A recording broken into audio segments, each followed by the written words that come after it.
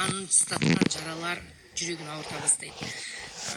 Іштегі эмоциональный блоктар, яғни іштегі ауыр жаралар, ол сізге бір-ақ күнде түзілген жоқ. Ол жаралардың барлығының бастауы бала кезде жатыр. Негізі ең қатты адамға жанына жара салатын жаралар біздің бала кезімізде бойымызға қалып кеткен. Сондықтан бұл жараларды сіз мысалға аффирмация айтып, болмаса визуализация жасап, болмаса осылай жүріп, тек қана психологияны оқып шығасыз деп айта алмаймын. Бұл жараларды шығару үшін кәдімгідей маманның көмегі керек. Кәдімгідей сіз проработка жасауыңыз керек. Эмоциональды блоктармен кәдімгідей бетпе-бет қанша ауыр болса да кездесуіңіз керек. Өйткені көп жағдайда біз өз жанымыздың жараларынан қаша бастаймыз. Яғни мойындағымыз келмейді. Ол нәрсеге бір бомба замедленного действия деп атаймын мен осы эмоциональный жараларды.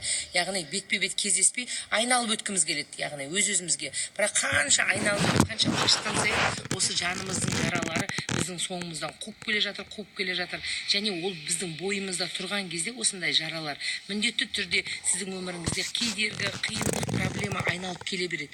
Сондықтан кедергілерден, қиындықтан құтылудың ең бастауы жалпы өзіңнің жаныңды сыздатқан жаралармен бетпе-бет кездесу. Осы жаралармен кездесіп отырып, одан қорықпайтыныңды, яғни осы жарамен нақты кездесіп отырып, оны жеңгің келетін, өміріңді жаңадан бастағың келетіндігін айқын бойыңа сіңіріп алып кездескен кезде бұл жараларды жеңе аласыздар. Бұл жараларды қайталап айтам, маманның көмегімен кәдімгідей жұмыс істеп жазу керек. Ертеңгі менің осы семинарымдағы негізгі бірінші бөлігі осы эмоциональный блок, жанды сыздатқан жараларды жазуға арналады. Яғни алғашқы бөлімде шынын айту керек, өте қатты энергетика, ауыр энергетика кеңістікке көтеріледі. Өйткені адамдар өзінің жүрегіндегі айтылмай қалған сөздер, өксіктер тамағында тығылып қалған, жаны сыздатқан өкпе, реніш, сатқындық олардың жүрегін ауыртқан, қиналтқан көздің жасы, осының бәрі ешқайда жоғалған жоқ. Оның барлығы эмоциональный блок болып сіздің бойыңызда, аураңызда тұр. Яғни сонымен жүру сізге өте қатты ыңғайсыз. Өйткені оның барлығы бойыңызда ауырлық сезіммен сізді аяғыңызды тұсаулап, қолыңыздың барлығын тұсаулап, алдыға қарай жылжи алмай келесіз. Өйткені осы сіздің эмоциональный жаныңыздың жаралары төмен қарай, балшыққа қарай тарта береді. Сондықтан бірінші бөлім бұл мен үшін де оңай жұмыс емес. Өйткені адамдар жылайды, шыңғырады, эмоцияларын шығарған кезде, ол эмоцияның барлығы энергия түрінде, қара негативті энергия түрінде кеңістікке көтеріледі. Сол кезде мықты тренер, энергиясы жоғарғы, біліктілігі жоғарғы тренер болмаса, яғни ана эмоцияны игеру мүмкін емес. Сол кезде сіз сол эмоцияның барлығын игеріп, трансформациялап, қара негативті энергияны жарыққа айналдыра алуыңыз керек. Яғни адамдар шыққан кезде өзінің бойында бір легкостьпен, жеңілділікпен, рахат сезіммен өмірдің барлық проблемасының шешімі өзінде екенін біліп шығу керек. Өйткені сіздің басыңызда қара жаңағы энергия тұрған кезде сіз өз ойыңыздың, өз эмоцияңыздың түрмесінде жүре бересіз. Мұндай кезде бір кей өмірдің сұлулығын, табиғаттың таңғажайып екенін, адамдардың бойындағы жақсылықты, болмаса өзіңізге арман мақсат құруға жете алмайсыз. Өйткені ана эмоция қайтадан сізді кері алып кетеді. Bir күн жақсы болып жүрген сияқты болса, ертесіне қайтадан сол эмоцияның сіз ловушкасында, яғни тұзағында отырасыз. Сондықтан бұл оңай сабақ емес, өте терең сабақ, және бағасы да соған сай қымбат сабақ. Өйткені өте көп жұмыстар таңертең атқаратын боламыз. Мен қазір шамалы сіздермен сөйлескеннен кейін ұйықтаймын, күшімді жинап қалуым керек. Өйткені менің бүгінгі күшім ертеңгі адамдарға, олардың өзгерісіне, олардың өзін тануына осының барлығы керек. Құр мен сөйлеп сіздерге ой бәрі жақсы болады деп шығарып тастағанмен, ол шамалы уақыттан кейін сол сіздің бойыңыздағы жанды сыздатқан ескі жараларыңыз қайтадан қылаң беріп, қайтадан батпаққа қарай сізді тарта береді. Тағы да сұрақтарыңыз болса, мен жауап беруге дайынмын. Гүлзат әйтеуір басын изеп отыр, мен сөйлеп отырсам. Я дегендей. Я деп қояды, қарасам Гүлзатқа. Билет бар. Билет бар. 50 000 теңгеден билеттің бағасы. Бүйтіп отырсың ғой Гүлзат.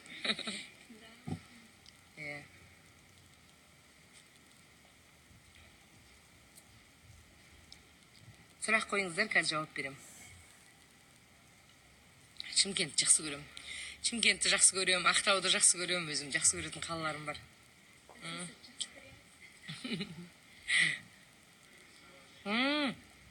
Сіздерге бүгін медитация жасап берейінші, я. Жасап берем медитация.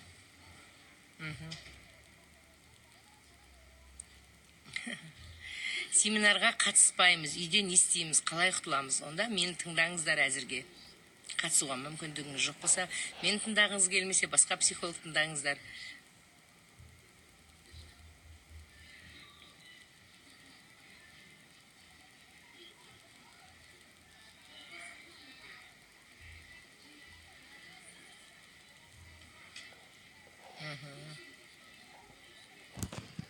Қазір сіздерге түп сананы түсіндіріп беретін болам. Кеше анау күні мен сіздерге түсіндіріп жатыр едім түп сананы. Одан кейін менің эфирім дұрыс болмады, содан мен айттым сіздерге асықпай түсіндірем деп. Сол уәдемді орындайын. Иә?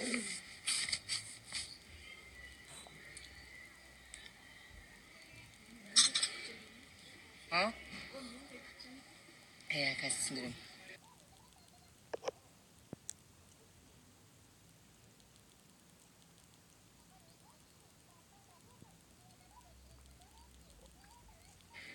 Онда тек қана осындай бір ойдың ішіне кіресіз да, тек соны жек көру деген оймен өзіңізді өзіңіз рамкаға саласыз. Яғни мына рамкадан шыға алмайсыз. Күндіз түні, өйткені сіздің басыңызда ол қандай оңбаған, оны таяғын жесін өмірден, өмірден әбден сорласын, қиналсын деген сияқты ойлар тұрады. Шын мәнінде қандай адам, мен сіздерге айтқым келеді, біреулерді жек көреді. Бірінші мезетте, егер сізге біреу шын мәнінде қиянат жасаған болса, яғни өміріңізге жазықсыз сізге зардап шеккізген болса, ең бірінші мәселе әрине сол мезетте, сол жазықсыз жапа шеккізді, сізді сатқындық жасады, сізге опасыздық жасаған адамға сол мезетте бірінші өзіңіздің ойыңызды ашық айтып үйреніңіз. Яғни бірден маған сенің жасап тұрған ісің ұнамайды, мынандай нәрселерің деп өзіңіздің ойыңызды ашық айтыңыз да, және ол айтқан дүниеңізді үйіңізге арқалап кетіп, жылдар бойы арқалап оны ары қарай жек көруді жалғастырмаңыз. Екінші, не себепте адамдар өзгелердің жасаған опасыздығын кешіре алмайды? Өйткені Алла тағалаға сенбеу деп ойлаймын. Егер сіз Аллаға сенген болсаңыз, сізге опасыздық жасаған адамның міндетті түрде жазықсыз жасаған болса, Алла оның жазасын береді. Бұл өмірде еш нәрсе просто так ғайыптан сіңіп, құмға сіңіп кетпейді. Алла бәрін қарап отыр. Сіздің жазықсыз жапа шеккеніңізді қарап отыр. Мүмкін ол сол оқиға арқылы сізге бір өмірдің таяғын беру арқылы сіздің бір көзіңізді ашу керек шығар. Өзіңізге деген махаббатты ояту керек шығар. Өзіңізге деген құрметті ояту керек шығар. Сол жағын ойланыңыз да, әрбір өмірдің кедергісі кезінде в чем мой урок? Яғни осы оқиғадан алатын сабағым қандай, мен нені түйсінуім керек, яғни осылай мені жазықсыз жәбірлеп жатқан кезде деп ойланыңыздар. Мені шын айту керек, өмірімде маған сатқындық жасаған, мені сатып кеткен достарым өте көп болды. Мен оларды қатты жақсы көрдім, мысалға. Болмаса, мен өмірімде бір ерекше бағалаған адамдарым менің кеудемнен итеріп кеткен сәттерде көп болды. Болмаса, менің өмірімде ерекше жүрегімді ұсынған адамдар, жүрегімді жаншып тастап кеткен адамдар да көп болды. Қазір сол адамдардың бәріне бар ғой, алғыс айтам. Күнделікті Алла тағала ұйықтар алдында сол адамдарға өмірінде жақсы болсын деп. Не себепті? Өйткені сол адамдарға жаншып мені таптамаған кезде, мүмкін мен өмірде сондай ащы сабақтарды алмаған кезде, мен дәл қазіргідей өспес едім. Яғни сол ащы сабақтың әсерінен мен психологияға келдім. Сол нәрседен мен психологияда жүріп өзімді зерттеп, неге болып жатыр бұның жағдайдың барлығы деп, яғни түсіндім. Ең басты нәрсе менде өзіме деген құрмет және махаббат жоқ екенін түсіндім. Өзімді толық жақсы көрмейтінімді, және өзімді толық бағаламайтынымды, және өзімді қабылдамайтынымды түсіндім. яғни осындай түсініктер келгеннен кейін өзімді қалай қорғау керек екенін, өзімді қалай бағалау керек екенін түсінгендіктен бұл нәрселердің барлығы менің өмірімде сап түйілді. Адамның жалпы жаңа ғана жолда келе жатып бір күшті пост оқып қалдым. Мен инстаграмда көп парақшалардан шығып кеткем. Тек қана маған қызықты парақшаларды ғана қараймын.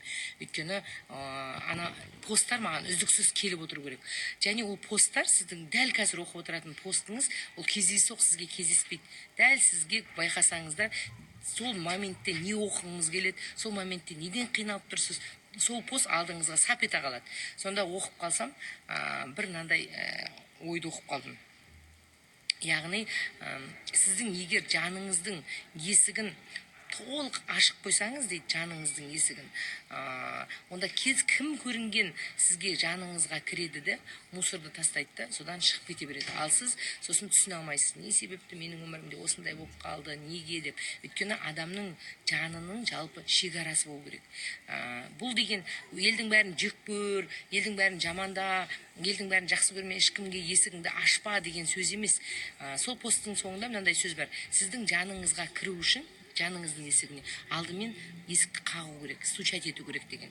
Яғни сіз өзіңіздің жаныңызды кімге ашу керек екеніңізді, кіммен жете байланыста болуыңызды барлығын біле бастайсыз өзіңізді зерттегенде. Жақсы адам болу деген елдің бәріне жүрегіңді ашып, өзіңді ұмытып, жалбаңдап жүру емес. Ешкімге зияныңызды тигізбесеңіз, ешкімнің ала жібін аттамасаңыз, қажет кезінде мұқтаж адамға көмектесе алсаңыз, бірақ өзіңізбен оңаша өмір кешіп, өзіңізді құрметтей алсаңыз, бұл үлкен ілім деп айтқым келеді. Менің мысалға бұрын не себепті елдің бәріне жалбақтап, тойына да бар, қойына да бар, жүгіріп, жүрегімді алып ұсынатын тұрмын. Өйткені менің өзіме деген махаббат жетіспейтін. Айналадағы адамдардың аузынан сен Мақпал жақсысың ғой, бізге көмектестің ғой деген сөзді алу үшін мен анаған да, мынаған да әркімге жүгіре беретінмін. Қазір мен өте жабық адаммын, оны менің достарым да біледі. Яғни мен адамдармен өте сирек кездесем, шынын айту керек, өте сирек бір жаққа қарай жарыққа шығам, өте сирек қонаққа барам, және өте сирек тусовкаларға барам. Тойларға тем более бармаймын, өйткені өзімнің ішкі әлемімді қалыптастыру үстіндемін.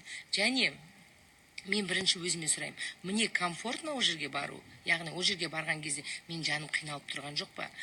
Мен көбіне уақытымды өзімнің балаларыммен өткізем. Көбіне уақытымды отбасыммен өткізем. Және өзімді зерттеуге, зерделеуге, шетелге шығуға, әлемді аралауға, осы дүниелерге арнаймын да. Мен түсіндім, елдің бәріне жақсы болу мүмкін емес екенін түсінген кезде менің көзім ашылды. Яғни бүкіл адамның көңілінен шығып, олар үшін өзіңнің жаның таптап, анаған да, мынаған да жүгіре берудің ешқандай қажеті жоқ екенін түсіндім. Яғни бұл өмірге адам жалпы бар ғой, жалғыз өзі келеді, жалғыз өзі қара жердің қойнына кетеді.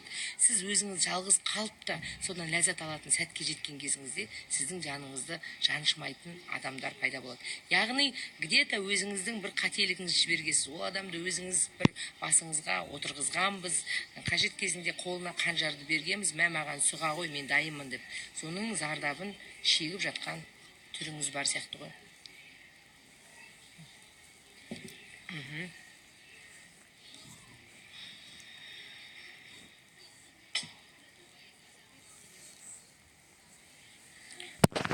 Өткен шақ